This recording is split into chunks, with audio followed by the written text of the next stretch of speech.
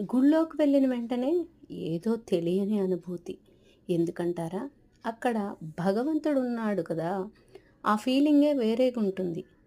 ఆ సువాసనే వేరేగుంటుంది. అసలు మన ఇంట్లో కూడా అలాంటి సువాసనతో మనకి అలాంటి అనుభూతి రావాలంటే ఇలా చేశామంటే మన ఇల్లు మొత్తం గుడిలాగే సువాసన వస్తుంది. దానికి ఏం చేయాలంటే ఒక బౌల్‌లో నీళ్లు కానీ, పన్నీర్ కానీ తీసుకోవాలి. తర్వాత ఇది జవ్వాది పౌడర్. చిన్న సీసాలాగా చిన్న సీసాలో ఉంటుంది. చిన్నది చూడండి. ఆ నీళ్ళల్లో కొంచెం మన చేతికి కొంచెం తీసుకొని ఆ నీళ్ళల్లో కలిపేసేయాలి జవ్వాది పౌడర్‌ని. జస్ట్ ఈ జవ్వాది పౌడర్‌ని మనం బయటకు వెళ్ళేటప్పుడు మన డ్రెస్‌కి ఒక మూల అట్లా పెట్టుకున్నా చాలు.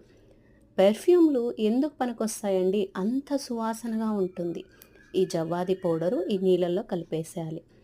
ఇంకా నీళ్ళు కాకపోతే పన్నీర్ కూడా తీసుకోవచ్చు. పన్నీర్‌లో కూడా ఇది కలిపేయొచ్చు.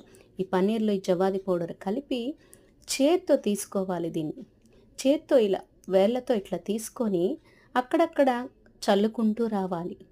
దేవుడి గుడిలో అంటే పూజా మందిరం ఉంటది కదా మనకు సెపరేట్‌గా అక్కడ కర్టెన్స్ పైన, సోఫాల పైన, బెడ్ పైన, డోర్స్ పైన అన్నిటి మీద ఇలా చల్లుతూ ఉంటే మంచి సువాసనొస్తుంది. ట్రై చేయండబ్బా!